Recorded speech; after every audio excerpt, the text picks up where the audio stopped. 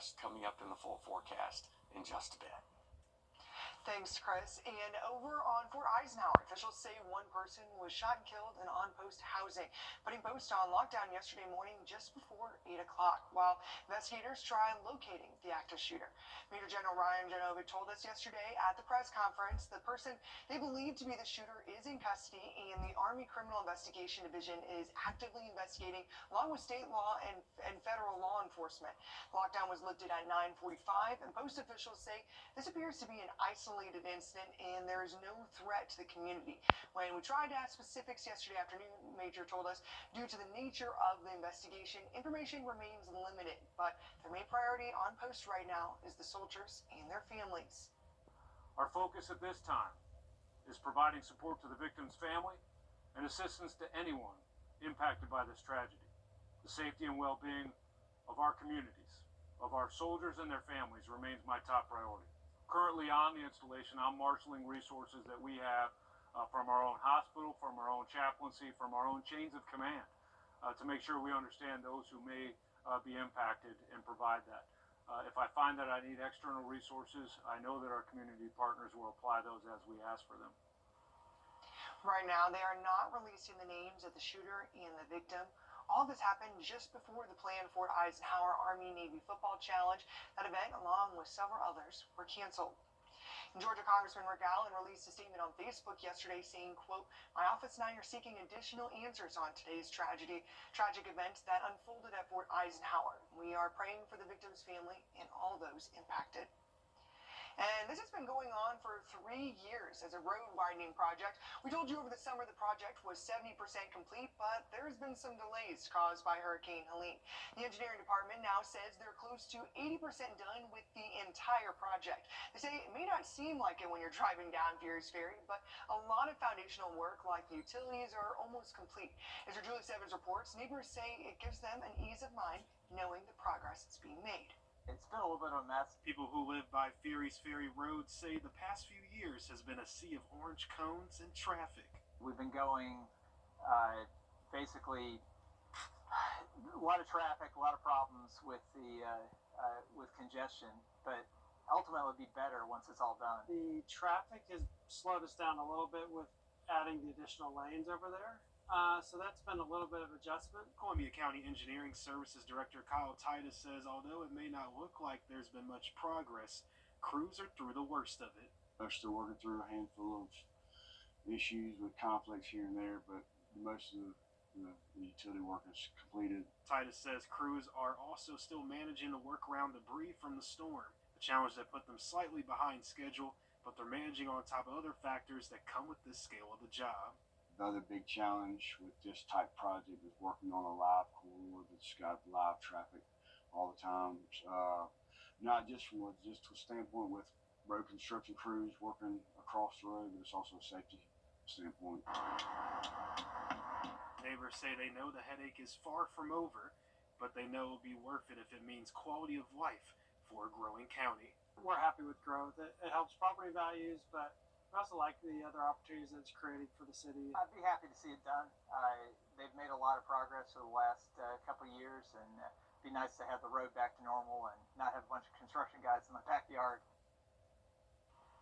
And engineering says they're projected to be on pace to be finished by fall of 2026. They say in the meantime, they're continuing to implement traffic calming measures to keep the roads safe for workers, travelers, and near the school zones.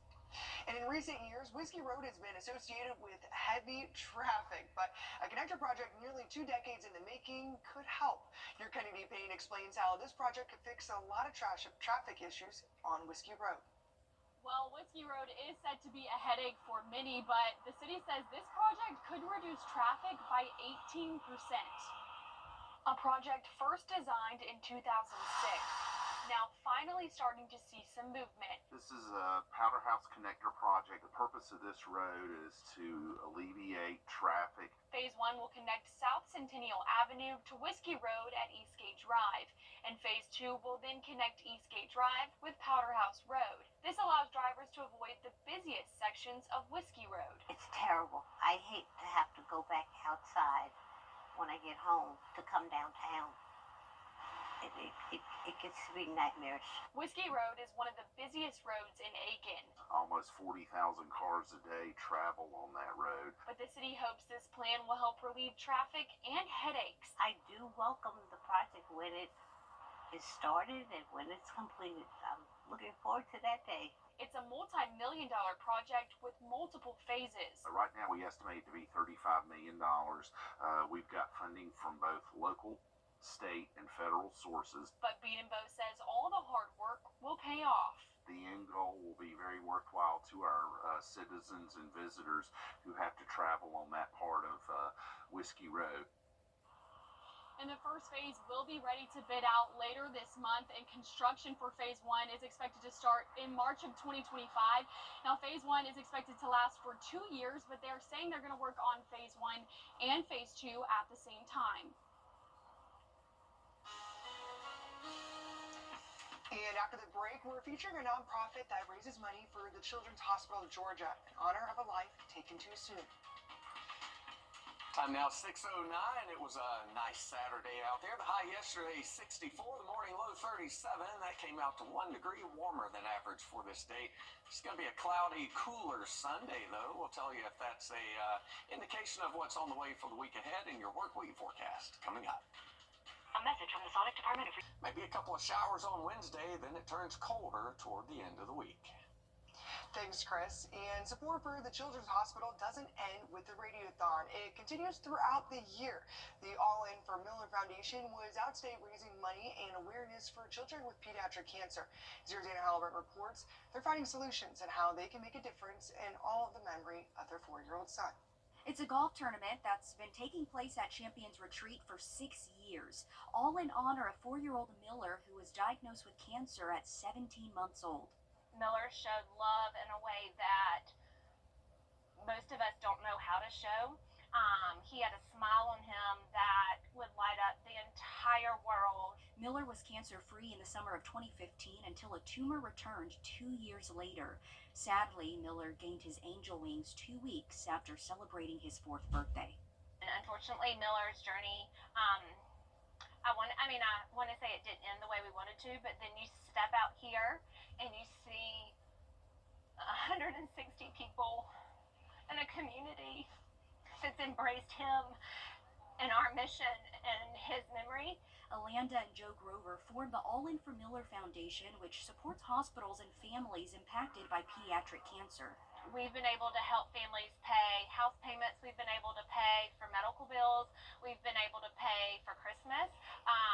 Unfortunately, we've paid for some funerals.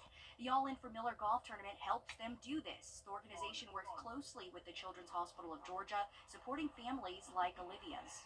At the time, we didn't want to ask for help, but we let her help us. And it was just so wonderful to receive those gifts and see Jackson's smile on Christmas morning. Jackson, alongside other kids at the Children's Hospital, kicked off the tournament. You can't imagine what these people are going through, so we just have to do what we can to support them and try to do anything that we can to be there for them, because we never know when it's going to affect somebody that we love or somebody that we're going to be there for. Alanda says the foundation is now looking to next year, where they're in the process of building the Miller House, where families will be able to stay while their child is receiving treatment. I had no clue where the piece of property was getting ready to be, and the Miller House is going to be on Miller Street, downtown Augusta. So, God has his hands in this. And the All In for Miller Foundation presented a check to the Children's Hospital for $25,000. As for the Miller House, they're hoping to break ground next year. If you'd like to support this family and their mission, information is on our website. And tempers are now flaring over Georgia's new school voucher program. Republican lawmakers, once pushing for the funds, now pushing back against it. Your Abby Soares talks with the critics of the program. The schools on the list remain in flux. The governor's office of student achievement had until December 1st to release the list. As we reported, they met that deadline, but then pulled the list several times since, first citing outliers in the data. Now they're pushing all their questions off to the governor's office. It is government run amok when you have a state agency that is not following the directives of the enabling legislation. Jeff Hubbard, a former teacher, opposed the program from the start. The Promise Scholarship Act passed with no votes to spare. The Associated Press is reporting that some of the state's Republican leaders are frustrated. They say that eligibility requirements are not what they agreed to. The Education Savings Authority, a body created by the law, issued a rule allowing for any student in a school's attendance zone to be eligible for the scholarship, even if they don't attend the failing school. For example, if a middle school is on the list, elementary and high school students who live in that zone can also apply. This includes hundreds of thousands of students. Speaker Pro Tem Jan Jones told the Associated Press that the eligibility list is not what they agreed to. The head of the House Education Committee, Chairman Chris Irwin, says if the agency does not make changes, he'll prepare a bill to force their hand. You're setting the own program up for failure. So the poorest of the poor can't access it, so who's going to get to it? Change the rules. Let all the kids in an attendance area go in order to try to save the program and make the legislation worthwhile. That is not what they meant. That is not what they passed. Hubbard printed state maps that detail the most recent iteration of the lowest performing schools and then the private schools in the state. But when you have this, it is more than just an educational story, it's an economic story. And so when you look at the private schools versus the lowest 25% of public schools, we literally have 200 plus miles of Georgia where people don't even have a private school they can go to. Next year, lawmakers will vote on program funding, which is limited to 1% of the state's budget, $140 million, more than 21,000 vouchers. Voucher eligibility will be prioritized based on household finances. If there are still too many applications, there will be a statewide randomized drawing. In Atlanta, I'm Abby Casores. And the Community Ministry of North Augusta is calling on you to pay them a visit at its thrift store. This past week, the nonprofit received a large truckload of furniture from Lazy Boy. The store collected furniture and cash donations during its trade-in sale in October. Monday, it was all given to the ministry. Money from the thrift store supports the ministry in helping others. This year marks 40 years of the organization that helps with utility and prescription assistance, life skills training, and offers a food pantry. They say after the storm, they have seen an increase in need, and donations like this will help them with the demand. This donation will enable us to pay more power bills, buy more food to help people out, especially since we have a hurricane. We've seen a huge intake of just people needing food, needing help with utilities, needing furniture. I mean, it's a huge blessing for this community. Last year, they say they helped more than 1,300 families and gave away more than 2,000 bags of food. Currently, in 1 month, they help anywhere from 300 to 400 families. If you need assistance, the ministry does not take appointments, so you can walk in. And we are looking at a cloudy day at the lake today. It'll be on the cool side as well. High temperatures north of... And last night, the Richmond County Sheriff's Office responded to the mall at 718 in reference to an active shooter. Deputies say they searched the mall and found a shooting never happened, and it was a false alarm. And Aiken County Public Schools will soon have a new cell phone policy in effect. It was approved by the school board Tuesday night and includes sweeping changes for thousands of elementary, middle, and high schoolers. For middle and high schoolers, they can bring their phone to school, but it has to stay off and in their backpack or locker all day. For elementary schoolers, they can't bring their cell phones to school at all. As your Kennedy Payne shows us, it's got mixed reactions. Billy Formasano's son attends Aiken Scholars Academy, and Billy says his son has always held an A average in school. My son had a problem and an issue using his cell phone during school hours. It got in such a problem with it that his grades dropped. He says education is top priority for him and his son, but his phone had become too much of a distraction. He was busy hiding his phone, like all great teenagers do, under the desk, checking out Instagram, checking out all his pages, texting his girlfriend during school hours when he was supposed to be learning. Billy says he implemented his own cell phone policy far before the state mandated one. For the rest of the school year, it was about mid-year in school, he had to drop his phone off at the front desk. When he walked into school, then he had to pick it up on his way out of school. He says after he did this, he saw a major improvement in his grades. Once we took his cell phone away,